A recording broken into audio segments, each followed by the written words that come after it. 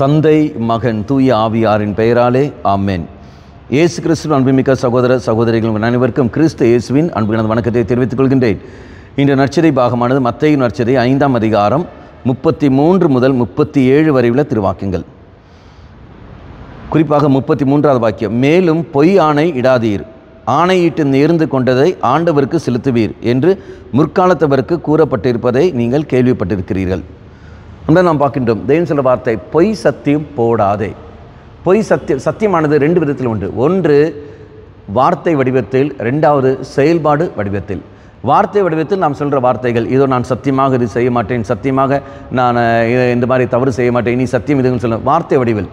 அப்போது கொடுக்குற அந்த வார்த்தை சத்தியங்கள் அது நாம் கடைப்பிடிக்கிறோமா என்று பாருங்கள். அப்படி நாம் கடைப்பிடிக்கவில்லை என்றால், இதோ நான் தவறு செய்கின்றேன், நாம் போட்ட சத்தியமானது அது கடவுளின் பெயரை போட்ட காரணத்தினால் தெய்வத்துக்கு அவ பெயரை கொண்டு வருகிறேன்.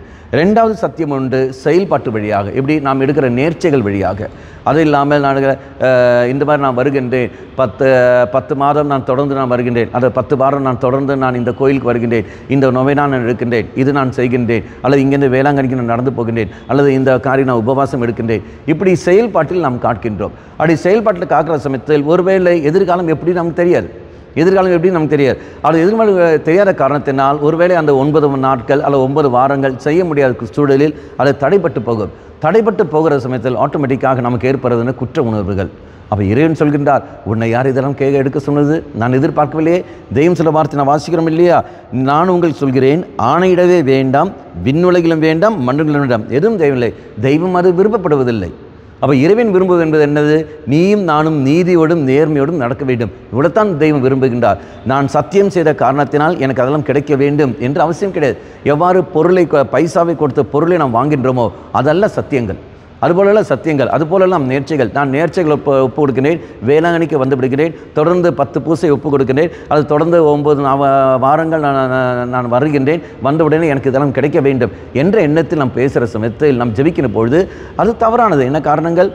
நான் இங்கே கொடுக்கின்றேன், இங்கே நான் பைசாவை கொடுக்கிறேன், பொருளை வாங்குவது ஆகிவிடும். அதல்ல, மாறாக அன்பின் வெளிப்பாடு நான் செய்ய வேண்டும் ஒழிய விரதமில்லை.